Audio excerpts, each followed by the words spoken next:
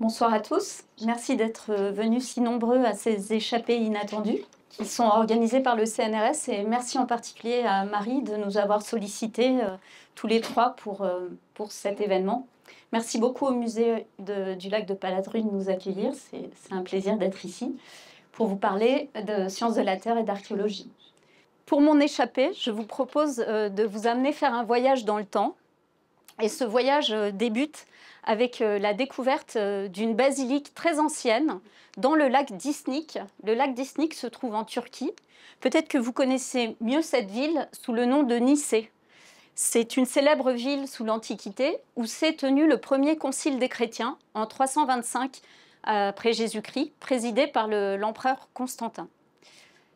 Donc, quand j'ai vu cette basilique enfouie dans le lac Disnik à proximité de la ville de Nicée, je me suis tout de suite demandé quand et comment elle avait été détruite et enfouie dans le lac. Il faut savoir que la Turquie est un pays dans lequel il y a de nombreux séismes. Et notre site se trouve en réalité ici. Et vous voyez sur cette carte de l'aléa sismique, c'est une carte qui représente les probabilités d'avoir un séisme dans les 50 ans à venir. Vous voyez que ce site qui se trouve sur ce grand linéament est situé en fait sur la faille nord-anatolienne. Donc, pour essayer de savoir si un séisme a pu détruire et enfouir cette basilique, je propose d'aborder la question du calendrier des séismes à partir d'une approche archéosismologique et d'une étude du lac. Donc, le lac se trouve bordé dans sa partie sud par la faille nord-anatolienne. La ville est ici et la basilique se trouve au bord de cette ville. La faille nord-anatolienne, peut-être que certains d'entre vous la connaissent, elle est la conséquence de la remontée de la plaque arabique par rapport à la plaque eurasienne, et ce qui conduit à l'échappement latéral vers l'ouest de la microplaque anatolienne le long d'un grand accident qui coupe toute la croûte, qui est la faille nord-anatolienne. Nous, on va s'intéresser à la partie occidentale de cette faille, où vous voyez qu'elle se subdivise en trois branches, la branche nord, la branche médiane et la branche sud. Notre lac se trouve sur la branche médiane. Si l'on s'intéresse au catalogue de la sismicité déduit des données historiques, on peut constater que dans cette région, il y a eu plus de 70 séismes sur l'ensemble de ces trois segments, d'une magnitude supérieure à 6,5. Ici, vous avez la taille des ronds correspond à la magnitude des séismes.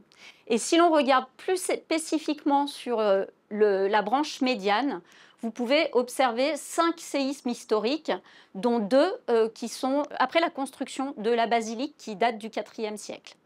Vous avez également quelques séismes au XIXe, mais qui sont tout petits, et depuis, il n'y a eu aucune sismicité sur cette faille. On a tiré profit des importants vestiges archéologiques qu'il y a dans la ville de Nicée pour développer des techniques d'archéosismicité qui s'intéressent aux phases de reconstruction des bâtiments. En particulier, on s'est intéressé aux bâtiments critiques. Ils sont vitaux pour la cité et immédiatement reconstruits après un séisme. Donc on a étudié l'aqueduc qui date du 1er siècle, la muraille interne qui est du IIIe siècle et la muraille externe du XIIIe siècle. On s'est basé sur les différentes techniques de construction qui ont évolué au cours du temps et en particulier sur des matériaux comme des briques ou du mortier qui sont datables et mes collègues vous reparleront de ces matériaux plus tard. Donc, à partir de cette approche, on a fait la stratigraphie du bâti et on a pu identifier 9 phases de reconstruction de l'aqueduc. Et si on regarde sur une frise temporelle l'évolution de la ville de Nicée, 3 de ces 9 phases sont associées à des séismes. Ce sont les phases entre le 1er et le 4e siècle, la phase au 8e siècle qui correspond à un séisme qui était sur la faille nord, sur le segment nord. Une phase de reconstruction très importante qui est observée, c'est la phase associée au séisme de 1065. En revanche, il n'y a pas de reconstruction au moment du séisme de 1419 et on a quelques bâtiments plus récents qui montrent des endommagements qui pourraient être liés au séisme du 19e. Nous avons également utilisé un bâtiment très simple qui est un obélisque du 1er siècle et qui est constitué de blocs de marbre qui ont subi des rotations et des petits endommagements, et la partie supérieure a été détruite. Nous avons fait une modélisation 3D de cet édifice et nous l'avons soumis à des vibrations liées à des séismes de magnitudes différentes. Donc, par exemple, il ne subit pas de déformation pour un séisme de magnitude inférieure à 6,1. En revanche, pour un séisme de magnitude supérieure à 7,3, l'obélisque est complètement détruit. Ainsi, la magnitude des séismes ressentis à Isnik devait être compris entre 6,1 et 7,3 pour avoir endommagé cet obélisque. Grâce à cette étude archéologique, on peut envisager que la basilique a été détruite par le séisme de 1065. Si l'on veut connaître les séismes antérieurs à celui-là, on peut s'intéresser au lac comme traceur de la mémoire du passé. En effet, dans le lac, il y a une accumulation de sédiments au cours du temps et qui permettent de documenter l'histoire ancienne de cette région. Donc, nous avons premièrement fait une étude géophysique de ce lac en faisant une bathymétrie, c'est de la cartographie des fonds du lac, comme si on enlevait l'eau de ce lac et qu'on observait les structures. Et on peut voir apparaître 2 linéaments au sein de ce lac qui correspondent à 2 failles actives, la faille de Boyalicha et la faille d'Isnik, qui sont les failles qui nous intéressent, puisqu'elles sont, notamment la faille d'Isnik, puisqu'elle est tout proche de la ville d'Isnik. On peut aussi observer, grâce à cette bathymétrie, qu'il y a eu des effondrements de delta qui ont provoqué des avalanches de sédiments qu'on appelle des turbidites. Il y a de nombreuses turbidites lorsqu'il y a des séismes. Les sédiments qui sont sur les bords du lac vont se déstabiliser et débarrouler en avalanche et constituer une sédimentation différente du reste de la sédimentation lacustre. Ainsi, en faisant des carottes au sein de ces sédiments, nous allons pouvoir identifier les différentes turbidites qui se sont déposées dans ce lac. Voici une carotte ouverte et vous pouvez reconnaître très facilement les dépôts turbiditiques. Ici, on a une observation au microscope électronique à balayage de cette carotte et vous observez que les sédiments sont beaucoup plus grossiers au niveau de la turbidite. Nous avons donc effectué un carottage de part et d'autre de la faille d'Isnik, une carotte au nord, une carotte au sud, grâce à une plateforme du CNRS qui était envoyée pour la première fois hors de France. Nous avons obtenu donc la carotte au sud, la carotte au nord et un profil sismique entre les deux.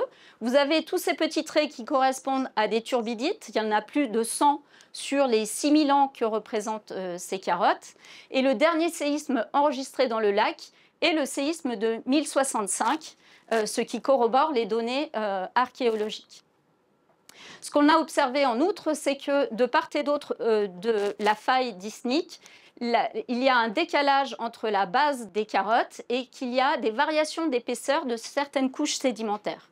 L'interprétation de ces décalages de la base et des variations d'épaisseur, c'est qu'on a une sédimentation continue dans le lac, suivie d'une rupture sur la faille d'Isnik qui constitue le décalage de la base des couches.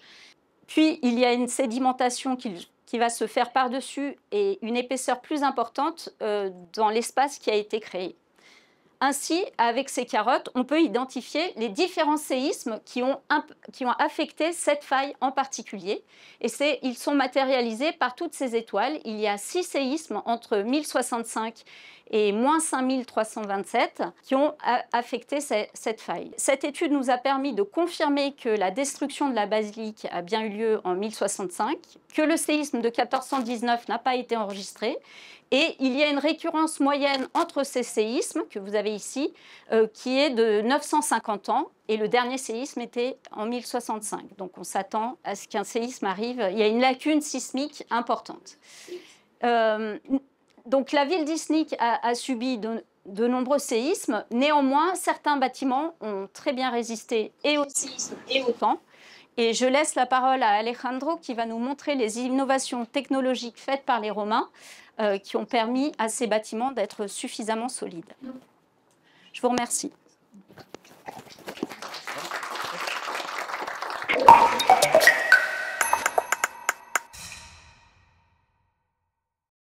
Bonsoir. Merci beaucoup, Julia. Donc, Julia vient de nous montrer comment elle a utilisé des matériaux du passé pour dater des événements sismiques. Je vais vous parler maintenant de comment on peut regarder ces matériaux pour innover pour des matériaux du futur. Donc, je vais vous parler des ciments romains comme une source d'inspiration pour des matériaux bas carbone.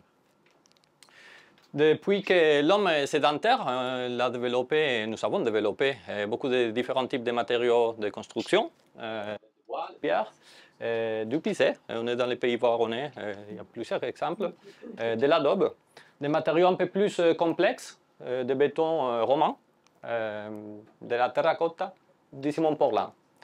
Ces ciments portland représente en fait le grand développement en termes de matériaux de construction. C'est ce qui nous a permis le développement inédit dans les bâtiments dans les derniers siècles. Comment ça marche ce ciment portland? Il est essentiellement fabriqué à partir des argiles et du calcaire qui sont chauffés à haute température pour former ce qu'on appelle les ciments, les clinkers. Associé à cette production de ciment, de clinker, on va appeler cette poudre grise, il y a une émission de CO2. C'est important à retenir pour la suite. On utilise ces ciments en forme de béton, normalement. Donc on va mélanger ces clinkers, cette poudre grise, avec différents types de granulats, des agrégats, et avec de l'eau. Quand on mélange avec de l'eau, ces poudres grises, ces clinkers, c'est un silicate de calcium, il y a un peu de chimie ici. Ce clinker, il va se dissoudre dans l'eau. Il va donner lieu à la formation d'un autre matériel qui s'appelle des hydrates, des silicates de calcium hydratés. C'est ce qu'on appelle des hydrates, des matériaux qui contiennent beaucoup d'eau, avec une expansion volumique de plus de double. En fait. Il va doubler le volume des solides. Donc ça, et les propriétés de cohésion de ces matériels, ces silicates de calcium hydratés, sont responsables des propriétés mécaniques du béton. C'est ce qu'on utilise, on s'en sert de ça. Donc, clinker, plus de l'eau, on a ces silicates de calcium hydratés. Il se trouve qu'on est dans une région très importante pour ce développement du ciment portland parce que c'était Louis Vicat, dans le 19e, qui était le premier à systématiser cette invention. L'invention du ciment, pas du ciment portland, parce que ce n'est pas lui qui a donné le nom à cette invention, mais c'était le premier à faire des études systématiques, combien de calcaire, combien d'argile, à quelle température il faut mélanger pour avoir un matériel qui marche. Donc il nous parlait déjà dans ses études d'Italie, il parlait des puzzolane italiennes. Il parlait de ces matériels qu'il venait de développer comme si performants, en fait, avec une performance au niveau des Italiens.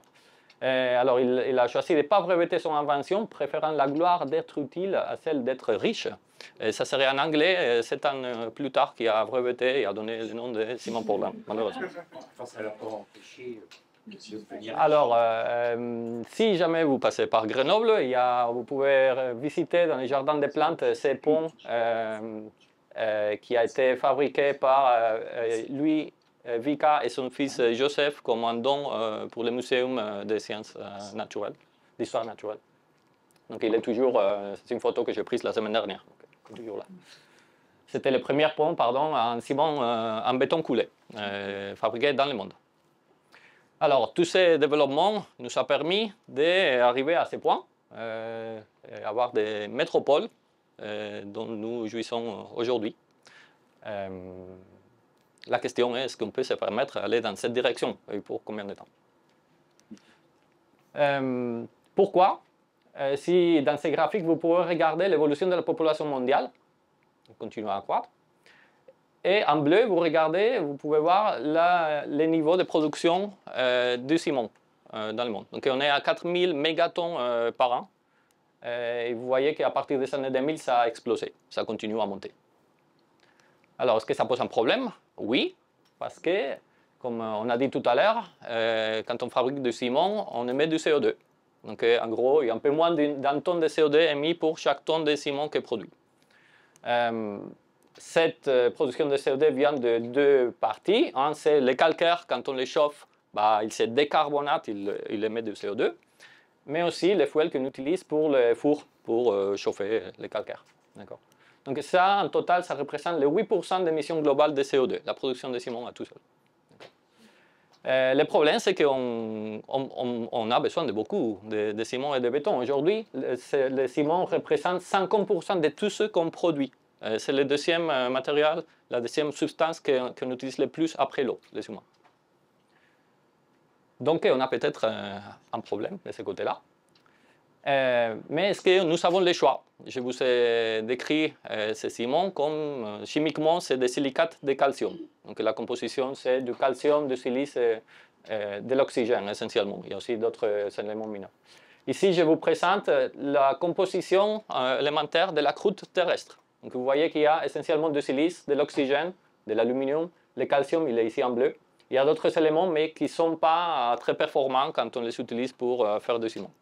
Donc on a vraiment un matériel qui représente bien la richesse élémentaire de la croûte. Donc on n'a pas beaucoup de choix en fait. Donc ce n'est pas facile de ce côté parce qu'on continue à consommer beaucoup et on aura besoin de plus de ciment. Mais qu'est-ce qu'on peut faire? Une chose qu'on peut faire et qu'on fait déjà, c'est quand on mélange ces clinkers, ces ciments avec de l'eau et les granulats pour former du béton, on peut réduire, on peut pas utiliser 100% de clinker, mais les substituer avec un autre matériel. Ça, on le sait faire déjà. Ça donne lieu à ce qu'on appelle les ciments composés.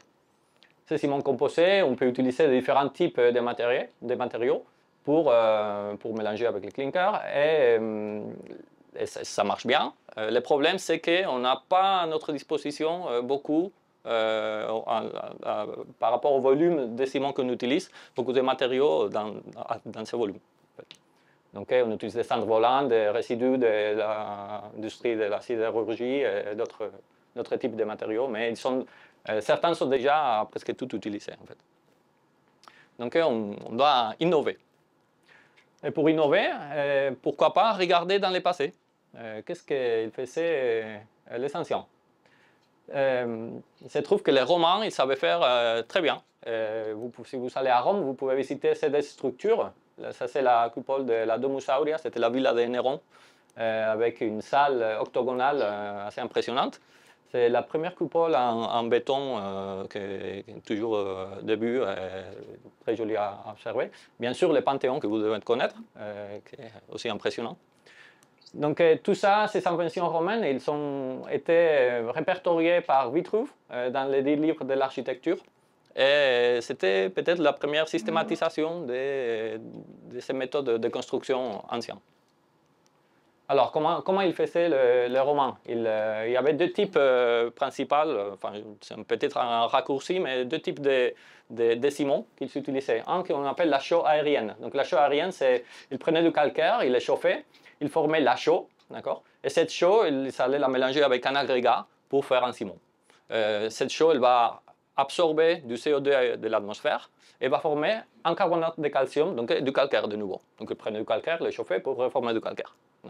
Mélangé avec un agrégat.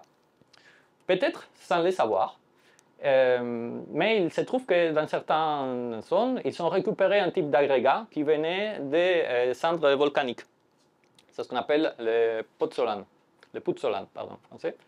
Mais aussi, ils utilisaient d'autres types d'agrégats artificiels tels que les céramiques. Donc, ils savaient beaucoup de céramiques qu'ils utilisaient pour différents types d'objets qu'ils broyaient, ils réutilisaient pour mélanger avec la chaux. D'accord.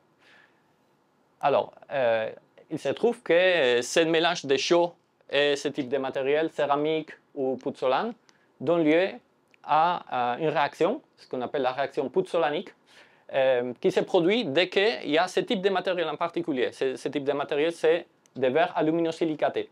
Il faut retenir ça, une composition, c'est un matériau désordonné avec une composition aluminosilicate.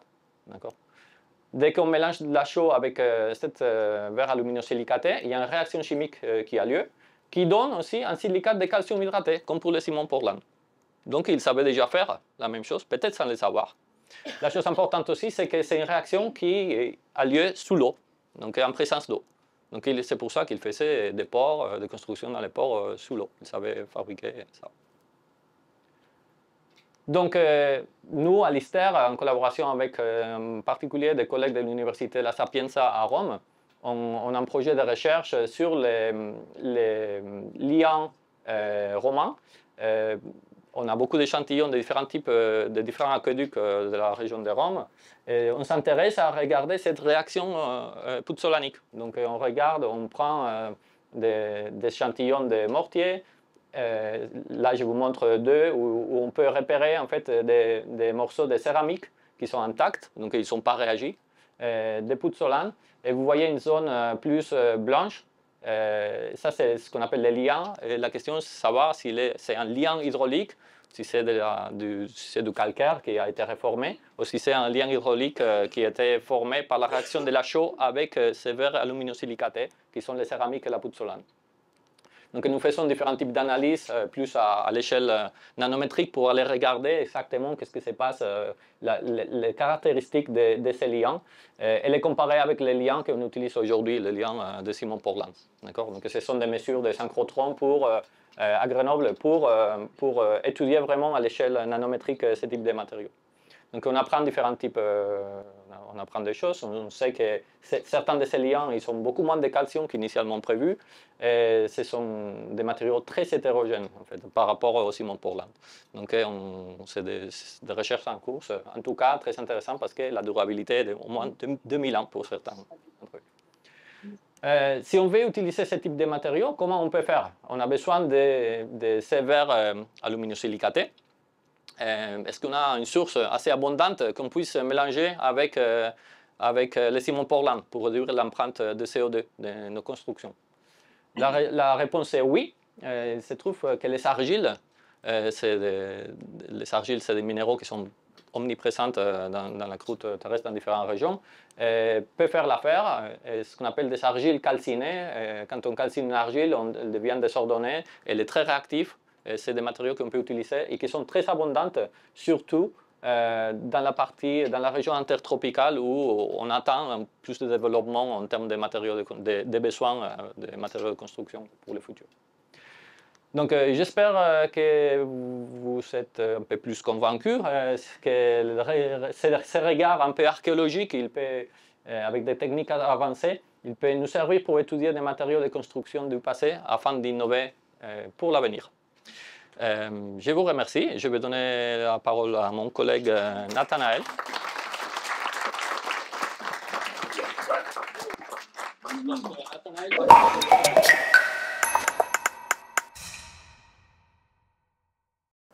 Alors, mesdames et messieurs, bonjour. Je suis venu vous parler de champs magnétiques. Alors, vous allez me dire quel rapport avec les poteries, l'archéologie. Vous allez voir qu'il y en a un. Mais avant ça, je dois vous parler un petit peu quand même de champs magnétiques. Je pense que vous en avez tous entendu parler, du champ magnétique terrestre. Est-ce que vous l'avez déjà vu? Et non, parce qu'on ne peut pas le voir. On peut pas le voir. Ce qu'on peut voir, par contre, c'est son effet sur certains objets. Par exemple, cette boussole. La boussole est constituée d'une petite aiguille aimantée qui va s'aligner sur le champ magnétique terrestre et indiquer le pôle nord magnétique. Et le pôle nord magnétique, on peut justement le définir comme le point sur lequel on aboutirait si on suivait indéfiniment cette aiguille. Ça peut vous paraître un peu vague comme définition du pôle nord magnétique. C'est parce qu'aussi ce pôle nord magnétique il se déplace, il ne reste pas en place. Par exemple ici, vous voyez, au début du siècle, il se promenait tranquillement dans le nord du Canada. Et puis tout d'un coup, il a décidé de partir à toute vitesse vers la Russie. Alors ce n'est pas la destination que moi j'aurais choisie, mais on n'est pas obligé de faire comme lui. Alors pourquoi il bouge? Comment on arrive à avoir ce genre de données, ce genre d'informations sur le champ magnétique terrestre? Eh bien, on a pas mal d'instruments de mesure qui s'occupent de ça. Par exemple, des satellites. Des satellites qui survolent donc la Terre, qui font le tour de la Terre de nombreuses fois, et qui ont une bonne couverture géographique et qui mesurent le champ magnétique avec beaucoup de précision. Ces satellites, ils ont une particularité, c'est qu'ils ont un mât là, et le magnétomètre, il est au bout de ce mât, pour être suffisamment loin de l'électronique et puis des instruments de bord du satellite qui pourraient polluer la mesure, pour avoir des mesures sans être polluées par le reste. En plus de ces satellites, on a également des observatoires magnétiques qui sont répartis à la surface du globe. Chaque point rouge ici, c'est un observatoire magnétique qui est en fait un petit bâtiment, en général, qu'on met hors des villes, hors des nuisances électromagnétiques des appareils humains. Et donc, on mesure comme ça le champ magnétique avec beaucoup de précision et en continu. Si on combine ces deux types de mesures, on peut faire des cartes de champ magnétique comme celle-ci. Sur cette carte, on voit la structure dipolaire du champ. Dans l'hémisphère nord, on a surtout du rouge, qui est un champ magnétique vertical vers le haut. Et dans l'hémisphère sud, on a surtout du bleu, qui est un champ magnétique qui plonge vers le sol.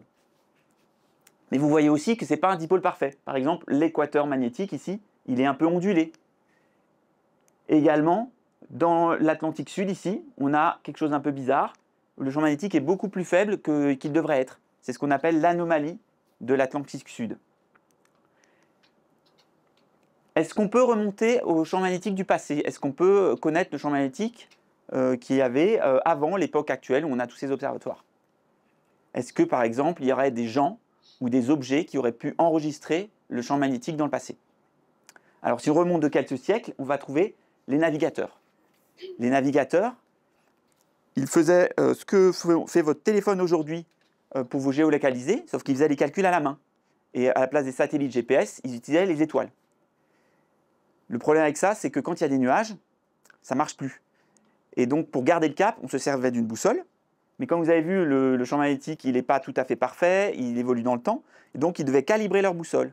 Et ils consignaient ces calibrations dans leurs journaux de bord. Et c'est ces journaux de bord que mes collègues ont épluchés pour reconstruire le champ magnétique terrestre dans les époques allant de 1600 à 1800. Sur cette carte, chaque petit point noir est en fait un de ces relevés magnétiques qui a été effectué. Et donc, ils ont épluché toutes ces données pour reconstruire le champ magnétique. Est-ce qu'on peut remonter encore plus dans le passé? Alors là, on va se tourner vers des objets en terre cuite. Et ils ont la particularité d'avoir été chauffés. Et qu'est-ce qui se passe quand on chauffe un objet aimanté? Il va perdre son aimantation. Et quand il va refroidir, il va regagner une aimantation, mais cette fois alignée avec le champ magnétique ambiant. Donc, l'idée, c'est que ces objets-là, ils vont garder une trace du champ magnétique de leur dernier chauffage. Donc, pour le four de sa dernière utilisation et pour les poteries de leur cuisson. Et donc, il y a des gens qui ont... Les archéologues, quand ils retrouvent des poteries comme ça, ils vont donner ça à des gens qui vont faire les mesures de champ magnétique. Et puis, avec ça, on peut éventuellement faire des compilations de relevés magnétiques. Et Gabrielle Elio, qui était une doctorante en 2015, dans sa thèse, elle a compilé toutes sortes de données magnétiques issues de Syrie pour faire ces courbes-là. Donc ici, vous avez en abscisse le temps. Ici, c'est aujourd'hui, 0. Et ici, c'est il y a 4000 ans. Donc là, vous avez 4000 ans d'évolution du champ magnétique sur la Syrie. En ordonnée, c'est l'intensité. Et vous voyez que, bon, des fois, c'est bien foncé, donc on est bien sûr que le champ magnétique, il avait cette valeur à ce moment-là. Et des fois, c'est un peu moins foncé, c'est plus flou, parce que là, on a moins de données, on est moins sûr des valeurs. Donc ce genre de cartes permettent également ensuite d'affiner les datations archéologiques. Par exemple, si je prends ce point bleu là, eh bien, vous voyez que sa barre d'erreur, elle est très large, elle fait plus de 500 ans. Donc on ne connaît pas avec précision l'âge de cet objet. Par contre, si maintenant je sais que son champ magnétique, enfin le champ magnétique de l'époque où il a été utilisé la dernière fois était d'environ 50, je sais qu'il ne peut pas être à moins 3000 ans, parce qu'à moins 3000 ans, on était plutôt autour de 35. Il va être plutôt dans l'ordre de 2000, 2500. Voilà. Donc ça permet d'affiner les datations d'objets archéologiques. Est-ce qu'on peut remonter encore plus loin dans le passé? Oui, on peut. On va se tourner cette fois vers des objets géologiques. Dans les roches, les sédiments lacustres en particulier, quand ils sédimentent, ils vont s'aligner avec le champ magnétique ambiant et ensuite rester figés. Les laves volcaniques, de même, donc comme les poteries, les laves volcaniques chaudes, quand elles vont se refroidir, vont garder une trace de l'orientation et de l'intensité du champ magnétique. Et enfin, le fond des océans, qui est à mon avis le plus intéressant ici, parce qu'on a un enregistrement continu. En fait, on a des dorsales, c'est ces traits noirs qu'on voit sur cette carte. On a des dorsales océaniques qui sont comme des volcans, qui vont cracher donc, de la lave, qui va se refroidir au fond des océans, et en fait, comme un tapis roulant, s'écarter petit à petit. Donc plus on est loin de la dorsale, plus c'est ancien. Et donc, on peut remonter au champ magnétique jusqu'à environ 160 millions d'années, par exemple, dans l'océan Atlantique. Qu'est-ce qu'on apprend quand on fait ce genre d'exercice? Eh bien, vous allez voir, ici, c'est aujourd'hui, 0. Ici, c'est il y a 160 millions d'années. Et ça, c'est la polarité du champ magnétique terrestre. Donc, en noir, c'est la polarité d'aujourd'hui. Et en blanc, c'est la polarité inverse. Le pôle nord magnétique, pardon, était au pôle sud géographique. Et vous voyez sur cette courbe qu'il y a eu de nombreuses inversions au cours de l'histoire de la Terre, relativement fréquemment ces derniers millions d'années. Il y a aussi eu des périodes de presque 40 millions d'années sans aucune inversion. Alors, si comme moi, vous vous interrogez sur comment c'est possible, qu'est-ce qui se passe derrière tout ça, on va maintenant plonger au cœur de la Terre, là où le champ magnétique est produit. Ici, c'est une coupe de la Terre. Donc nous, on habite sur la croûte terrestre, ici, c'est des roches. En dessous, il y a le manteau, c'est aussi des roches. Et plus bas, on retrouve le noyau liquide qui est constitué de fer. Et il est liquide comme de l'eau. Et c'est ces mouvements de fer liquide qui vont produire le champ magnétique. Et ces mouvements sont également l'explication de pourquoi le champ magnétique bouge dans le temps. Parce qu'on a des mouvements qui sont de l'ordre de la dizaine de kilomètres par an dans ce noyau. Et c'est à peu près ce qu'on peut constater aussi pour la dérive du pôle nord magnétique et des choses comme ça. Donc moi, vous vous en doutez, ce n'est pas moi qui fais les fouilles archéologiques pour aller chercher les objets. Moi, ce que je fais, c'est des simulations informatiques du noyau terrestre pour comprendre ce qui se passe et comment le champ magnétique évolue. Et en particulier, ce qui m'intéresse ces derniers temps, c'est justement ces inversions de champ magnétique. Comment est-ce qu'on peut avoir des retournements complets du champ magnétique. Donc là, je vous montre un exemple de simulation numérique. Ce qui est assez frappant, donc là c'est le noyau de la Terre, et en couleur c'est l'intensité du champ magnétique. On a des zones noires où il n'y a presque pas de champ magnétique, et des zones jaunes, très claires, où le champ magnétique est extrêmement intense. Donc ça c'était un peu une surprise pour moi de voir un champ magnétique très hétérogène dans l'intérieur du noyau, qui donne ensuite naissance aux dipôles en surface. Et avec des simulations comme ça, on va pouvoir étudier les inversions, parce que si on arrive à faire des simulations suffisamment longues, dans les bonnes gammes de paramètres, on arrive à obtenir des inversions dans l'ordinateur, qu'on va pouvoir étudier en détail. C'est ce que fait en ce moment un doctorant qui s'appelle Thomas Frasson, et il a obtenu donc des inversions de champs magnétiques. Ici, c'est un exemple d'une inversion. Donc là, 3,5 millions d'années, 3,7. Sur ces 200 000 ans, on a deux inversions. Ici, le pôle nord est au nord, le pôle nord magnétique est au nord, il bascule au sud et il rebascule au nord. Ce qui est étonnant, c'est que lors de ces inversions, le champ magnétique perd beaucoup de son intensité. Et son intensité est divisée environ par 10 à la surface de la Terre. Voilà, j'espère qu'avec ces trois présentations, vous avez pu avoir un aperçu que la science en général se nourrit de dialogues et d'interactions entre des champs de recherche parfois très différents, et qu'en sciences de la Terre, on est parfois amené à toucher à l'histoire de l'humanité.